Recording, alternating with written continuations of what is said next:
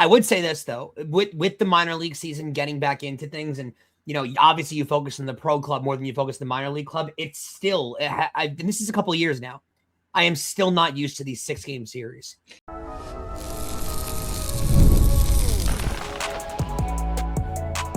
You are Locked On Yankees, your daily New York Yankees podcast. Part of the Locked On Podcast Network, your team every day. Hello, I'm Stacey Gotsoulias. He's Brian McKeon. Today's episode is brought to you by FanDuel. Right now, new customers can bet just $5 and get $250 in bonus bets if your first bet wins. Head to FanDuel.com to get started. On today's show, there's a World Series matchup this week. I didn't even realize the Dodgers and Blue Jays were playing, and I don't think the Blue Jays realized they were playing the Dodgers. We're going to tell you about that in segment 3.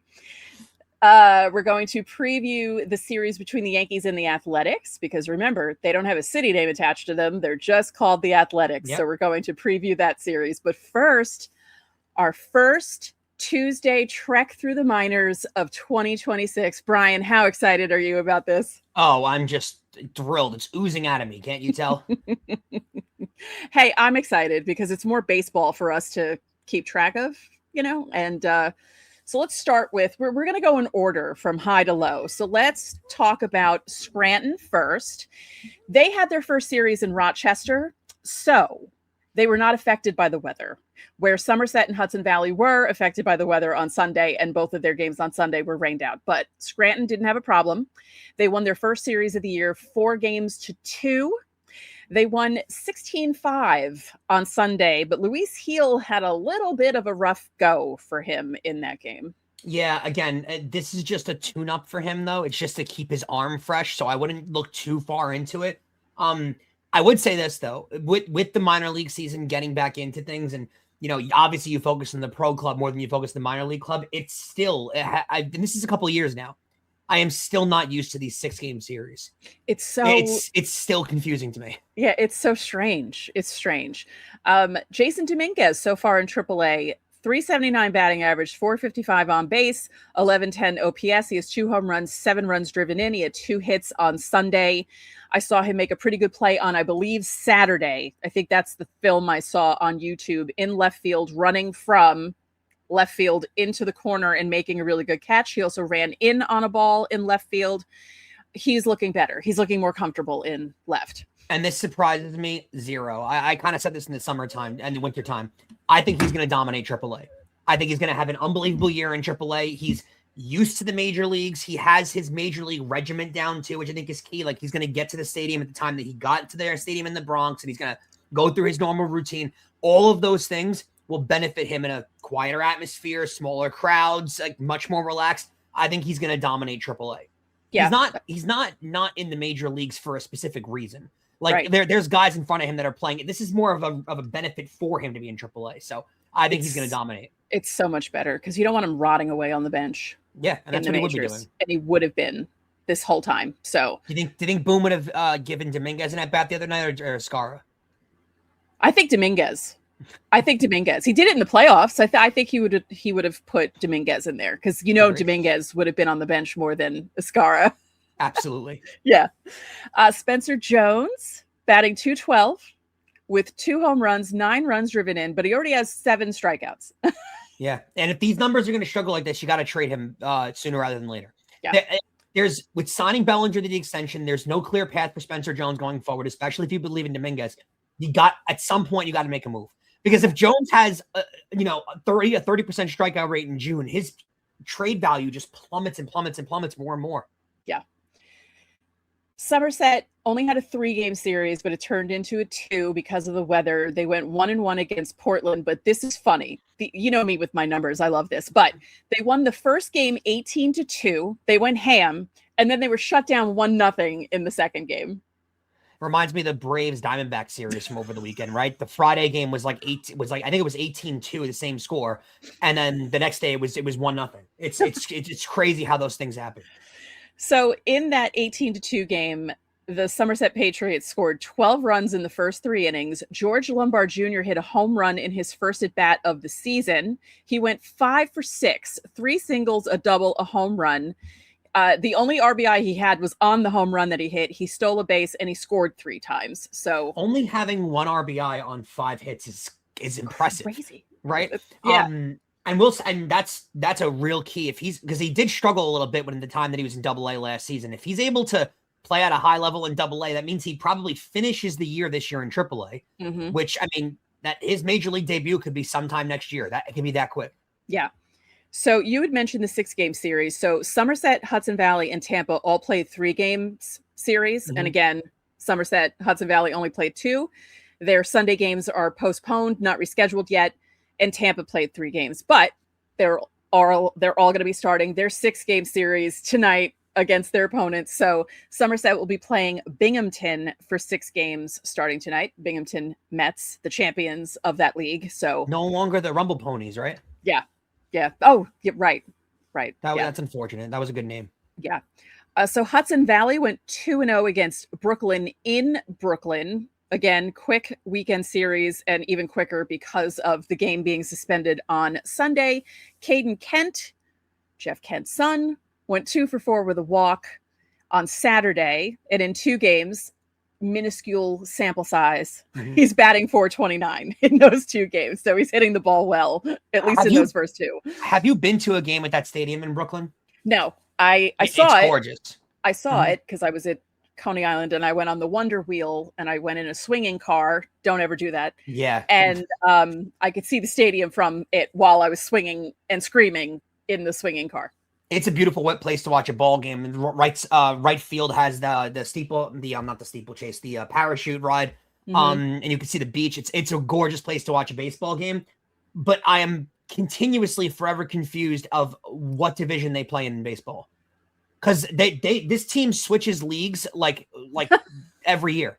They're in AA one year, and next year they're in high A, then they're in low A, then they change up all. Why is that not the Mets AAA team?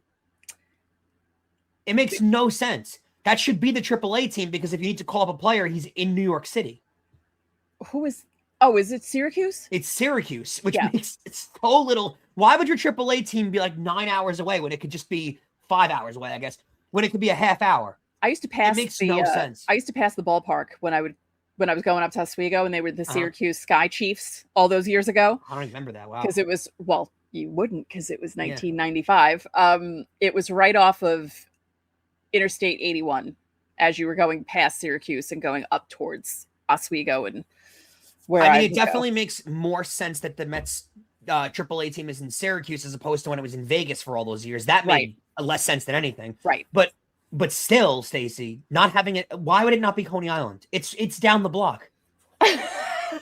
Well, it just makes no sense. It's kind of the same thing with Hudson Valley's not that far, but you know, when the Yankees had the Staten Island team, like, you kind of wish that AAA was there, because that was a lot easier for people to, although you live on Staten Island, but people treat it like it's Siberia. Oh yeah. I mean, but I will say this, I would have went to a lot more that ballpark's not even used anymore. No. But I would have, it's just abandoned sitting there at the base end of Staten Island. But that's a shame. I would have, if that was AAA, I would have went to more games. I would have went to go see Yankee top prospects play. Absolutely. Yeah. So let's see. What else is up with Hudson Valley? Oh, yes. They start their 6-game series against the Wilmington Blue Rocks tonight. I love that. And then finally, the Tampa Tarpons also played this past weekend. They were swept by the Lakeland Tigers in 3 games. The good news is they scored 17 runs in the series. The bad news is they gave up 38 runs in those 38 runs. 3 games. 38 runs in 3 games. Yeah. What is their team ERA? Yeah. I should have looked that up, because that is just horrendous. Yeah. 13, 13, and 12. Yeah. And it's like they scored 7 in a game. They scored 6. And you think, oh, okay, they scored 7 runs in a game. No, the other team scored 13. So yeah, it wasn't pretty. So they start a 6-game series against Clearwater on Tuesday. I said water really strangely. I apologize. It's the New York accent. It comes out every once in a while. So the thing that I found really funny, I was looking at one of the box scores from one of those horrific pitching performances by the Tampa Tarpons, and in the lineup, they have 2 guys with the last name Montero who were batting back-to-back on Friday. Oh, it's confusing. They're not related. One's name is Hans, and the other one is named Willie. And I just thought that was so fun because I thought maybe I was hallucinating. I'm like Montero. I'm like, wait a minute. And nope, you got it. Yeah, I got it right. Was right. Yeah, they're not brothers. This is bad news too. Out of Single A too, Dax Kilby, after the game, was placed on the injured list for 7 days with a nursing a knee injury. Oh no, so that's not what you want to hear either. I missed that news. I didn't see that. It just came out a couple hours ago. So, okay, because I did all this morning. Yeah, not good if you're the Yankees. You don't want to see that. Yeah, excuse me, Monday morning. You guys know we record the night before.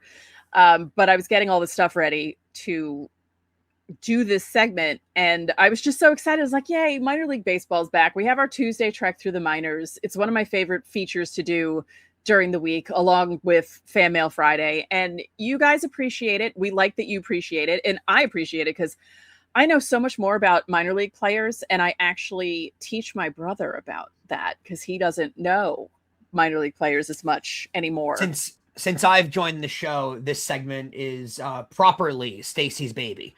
This is Stacy's fun segment. Yes, and I will admit that it was not my idea. This was all Steve Granado's idea 3 years ago, and I carried it on because I was like, you know what? I like knowing this. I like being able to, if people ask me about, hey, can you tell me about some guy who's coming up? And I'll be able to talk about people now. I'm not afraid. Yeah, I'm not afraid to talk about the prospects anymore because, burned in the past. But now we do this segment, and I actually really love doing it. So weekly. Yeah. Every Tuesday. All right. So I hope you guys enjoyed that. Coming up, we're previewing the 3-game set with the Townless Athletics, which begins tonight in the Bronx.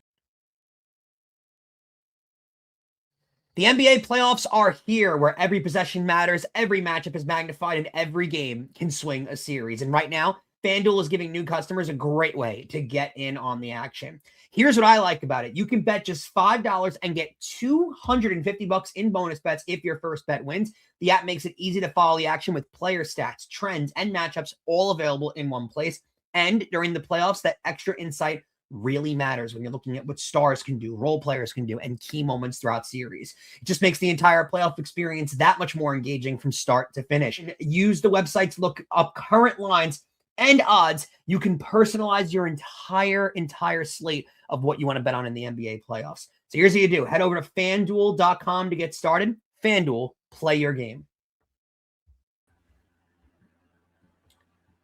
We want to thank you for making Locked On Yankees your first listen of the day, and thank you for making Locked On the #1 sports podcast network. Baseball is finally back, and to celebrate, we're giving you a full month of the Everydayer Club for free. That's $0. Go to lockedonyankees.supercast.com and use code FINALLY. You'll unlock every episode ad-free and get access to our private listener group chat. Tap the link in the show notes and use code FINALLY to claim your free month. Stacey, Yankees versus Athletics. It does feel like the Yankees are getting a lot of their nationally because of the Marlins series and West Coast teams out of the way. What a weird start to the year scheduling wise, right? They're just playing the most random assortment of teams so far. Yeah, it feels like they pulled the schedule out of a hat. Completely, right? San Francisco to Seattle. When did the Yankees ever start on the West Coast? And then you come home to play an NL East team, and then you play an the AL West team. It's like it's so weird. Athletics, by the way, will future. They don't have a city attached to them right now. They play in Sacramento technically, but they're not called the Sacramento A's. And I think that's because they don't want to have like 1,000 cities attached to them in their history. Yeah. They will eventually be the Las Vegas Athletics, but you don't want to be the Philadelphia Athletics, the Kansas City Athletics, the the Oakland. You don't want to keep having 1 million cities attached to your name. So I think that's why they're doing this. But it is funny when you look at the standings because you'll look at the AL West and it says Seattle Mariners, and then it's like at the bottom because they're in 5th place. Athletics, just plain Athletics. It is funny. Do you think? Have you seen, by the way, online the projection, the projection of their stadium and how much it's being built so far in Vegas? Oh yeah, it's like half up. It's crazy how quick the progress is moving. Yeah, when they want like Extreme Makeover Home Edition when they used to build homes in like 2 days. When they want something built, it goes up remarkably quick. But having said that, the BQE is still under construction over 15 years. So It is amazing how things happen. There was that one exit from the FDR on the east side that wasn't open for like 25 years, and they finally opened it. Yeah, it's incredible. Yours truly, by the way, will be in the building Tuesday night, my first game of the season. 7:05 start. Aaron Saval for the A's would be 1-0 with a 3.60 ERA. He'll go up against Cam Schlitler, who's 2-0 with a goose egg of an ERA, and it's a positive connotation in this sense. I'm excited to see Cam Schlitler. It's my second time ever seeing Cam Schlitler live. The first time was against the Boston Red Sox last year in the postseason. So I have a pretty good track record of seeing Schlitler live in Yankee Stadium. He'll make his home debut as well. So this is pretty cool to see. I'm very happy to be in the building for this game.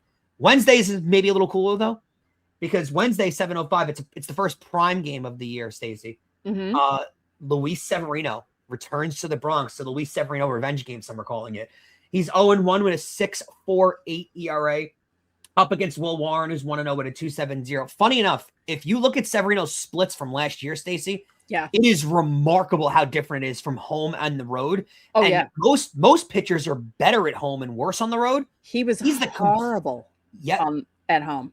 It's the complete opposite because he's playing in a minor league ballpark, I guess, which is weird because people seem to think that if it's a minor league ballpark that for some reason the walls are different or whatever. It's not. It's the same distance as a major league park, but the ball flies out of that ballpark in Sacramento.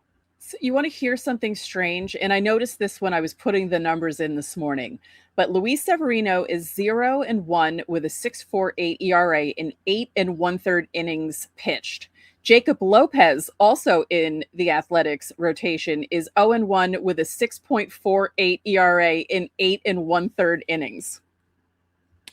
I just gotta. Yeah, it's insane. It really is crazy how some guys' splits are just completely different. And it is remarkable. Luis Severino is one of those guys. Can't pitch in the home stadium, but on the road. No, but how do two guys in the same rotation have the same the same numbers? Wild. They're the same numbers. They have the same ERA, the same record in the same amount of innings. Like, that's odd. I know it's a very small sample size. It's only a couple starts, but that's still, I don't know. I thought that was really strange. Wild. So good. By the way, good young power on this A's team too. Like this could be a tricky series, Yankees, because they got young power on this team. Yeah. I'm a little worried about like Langoliers is their best hitter so far, and Max Muncy is also doing really well on the hitting side. Not the Max Muncy. No, the other one. Which is so weird. I can't see. There's never going to be another Stacey Gotsulias. So if you ever hear about a Stacey Gotsulias doing something strange on the internet, it's me. Like, there's no. Yeah. Exactly. Yeah. Yeah. It is wild to think about. Like Madison Bumgarner was dating a girl named Madison Bumgarner. Yeah, I mean it is. Well, yeah. What was that? That's not accurate. There's no chance. Yeah. No. Are you serious? Yeah, there was a girl. That can't be. There's no way that's true. Madison Bumgarner was dating a girl that was named. There's no. There's no way you're telling me the truth. Right now. I'm pretty sure that's the story. Yeah. That can't be true. Yeah, hold on. It can't be true. There was a girl named Madison Bumgarner. Yeah, hold on. And I mean, it's weird. I guess it's stranger for a guy to have that name because Madison's not a common male name, but there's no way there was a female named Madison Bumgarner that he was dating. Maybe his wife's name was Madison. She took his last name. Maybe that's it. It can't be accurate. You're kidding with me right now. Yeah, let me see. Hold on. I mean, it was a story that came out years ago. He may have debunked it since then, but yeah, like years ago, there was a story that came out that he dated a girl named. See, Madison was not a name. It was not a thing until Splash in 1984. Splash is a movie with Tom Hanks and Daryl Hannah, where Daryl Hannah plays a mermaid, and they see each other when they're kids, and then she comes back when he's an adult. And she doesn't speak the language because she's a mermaid. She speaks fish language, and it's very high pitched and whatever. And then she learns English by watching TV, and she decides to give herself Madison as her name when she sees a sign of Madison Avenue while she's in New York City. And he's like, Madison's not a name. And now it reminds me of what you were saying of Taylor Lautner. Married a girl whose name was Taylor, so they're both Taylor Lautner. Taylor Lautner, yeah, they're both. But Madison Bumgarner dating a Madison, that can't. I refuse to believe that's true. Yeah, I mean, like I said, it was a story like 12 years ago. It could have been a joke that everyone ran off with, you know, like I would like it's if the last name was Smith, I'd get it. It's a common last name. Like a Madison dating a Madison is not. Yeah. But Bumgarner is not a common last name at all. No. So like the odds of the two of them, they almost, by the way, can I just like throw this out there? They almost have to date. If they meet each other and her name happens to be Madison Bumgarner and his name, they have to try. Yeah, well, you have to at that point, just for the universe. Yeah. The Athletics are 3-6 heading into this series. Last place in the AL West. You got to watch out for Langoliers and Max Muncy, like you said. And Springs and Savali are their best starters. So while avoiding Alcantara in the last series of the Marlins, they get the best best three starters really for the A's in this series. Yeah, and Will Warren up against Luis Severino. He's 1-0 with the 2.70 ERA. Ryan Weathers doesn't have a win or a loss. He's at 4.50 for his ERA. I put 4,500 accidentally, and then I realized it. I'm like, no, it's not that bad yet. It actually feels worse. Yeah, it does feel worse, but it's 4.50 feels decent. Yeah, it's not that bad. But Jeffrey Springs, formerly of the Rays. Yeah. Yeah. Every starter in the league feels like it's formerly of the Rays. Pretty much. We mentioned this at the beginning of the season, the power rankings for this week. We forgot to talk about them last week, but this week, the Yankees are number 2 behind the Dodgers because they both have the same record. They're both, well, the Dodgers are now 8-2 because they played a game against the Blue Jays. We're going to talk about that in the next segment.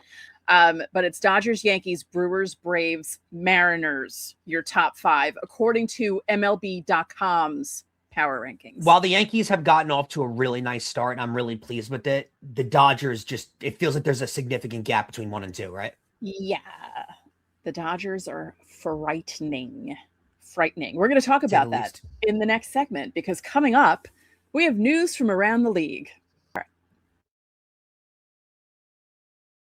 Hey, this is Jeff Carr from Locked On Reds, and when it comes to our futures, we all have great ideas when it comes to our job, when it comes to our house, when it comes to our vehicles, all that great stuff. But honestly, when it comes to securing that future, I don't know what I don't know. And when me and my wife sat down to figure out the life insurance thing, Ethos made everything simple. Everything's online, you have a quick and easy application process, and you find out exactly what you need for coverage all in one spot. Ethos makes everything so convenient when it comes to learning about your own life insurance because insurance is something that is far beyond batting average or on-base percentage. It's way out in left field for me. Ethos made it all easy. Take just 10 minutes and get covered today with life insurance through Ethos. Get your free quote at ethos.com/lockedonmlb. That's ethos.com/lockedonmlb. Application times may vary and rates may vary. You know, Stacey, we saw the other day when Juan Soto went down with the calf injury in the first inning that he was going for an MRI and they weren't sure what was going on. It was and they weren't sure. They were just, it was all over the place, news all over the place. And I kind of said, you know, this is a little concerning because the fact that he's not going for the MRI the night of the injury usually means there's significant swelling to the point where they can't do an MRI. Because, by the way, most of these stadiums now that are built post 1990, which is like 90% of the league, they all have MRIs in the ballpark now. And if you can't do the MRI immediately, usually it's because there's a lot of swelling. And when there's a lot of swelling attached to an injury, usually means the injury is a little worse than a minor injury. The next day, that's kind of the report that was going out there. The next day, Juan Soto showed up to the ballpark, and the New York Mets made it clear, too, publicly, that Soto is fine. There is no reason to worry. Soto made it clear there was no reason to worry. He's fine. Well, now it comes out on Monday, Stacey, that he's expected to miss the next 2 to 3 weeks now with that calf strain. So, and those are tricky. Any kind of lower body, the oblique for sure, baseball, but the hamstrings, the calves, you never know, and you cannot come back too quickly from those things. No. You have to let them fully, like that's one of those injuries you can't come back when you're 85% and it'll heal kind of as you go along. You have to be 100% to come back from those injuries because one little wrong step and you tweak that, now it's instead of a 2 to 3 week period, it's a 4 to 5 week period of your being out.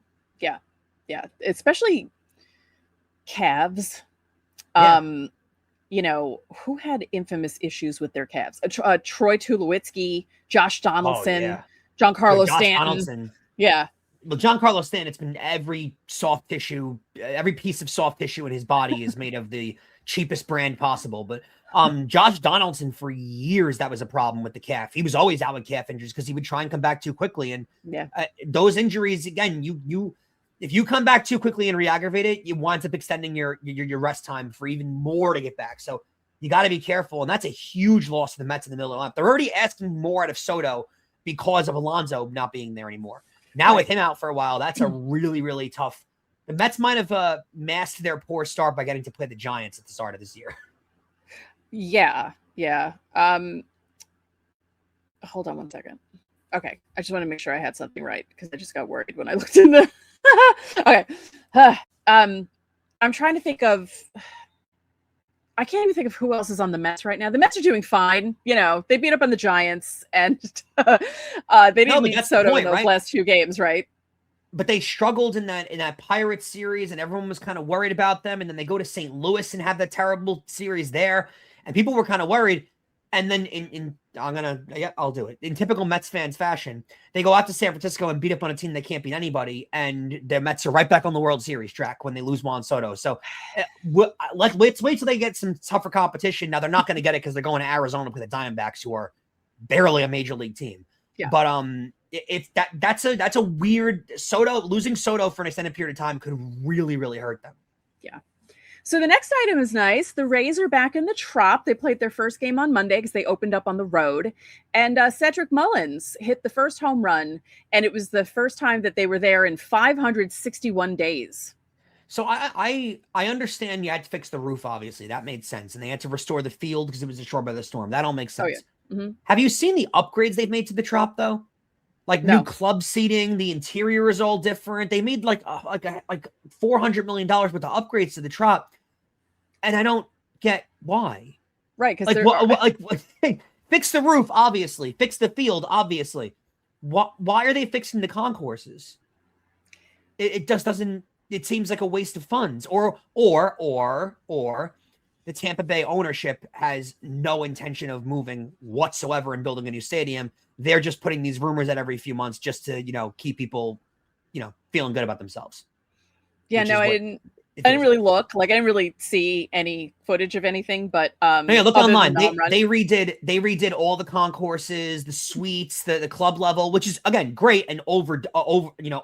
Way overdue. Stadium. Yeah. But to me, if you're planning on building $1 billion stadium somewhere in that area and you do $400 million worth of renovations on the old place, why would you do that? Right. After refusing to renovate the old place for years and years and years, now you do it when the rumors of a new stadium come out. It just makes me feel like there's not actually an intention of building a new stadium. We're just going to leak renderings so people feel good about themselves, but they're not actually planning on spending the money for a new stadium. Interesting. Yeah. Continuing on in the AL East, Alejandro Kirk is having surgery on his broken thumb. He broke it this weekend. There is no timetable on his return. The surgery is happening later today. I didn't see any kind of he's going to be back in this amount of time. They don't know yet because they have to see how the surgery goes. That's also a brutal injury for a catcher. It's a thumb injury for a catcher is brutal. Yeah. Also brutal. The Blue Jays, they're on a 5-game losing streak. Yeah. They played the Dodgers on Monday night, got their butts kicked 14-2. This isn't the first time they've given up this many runs. The Rockies beat them 14-5 last week. So they're just really sputtering.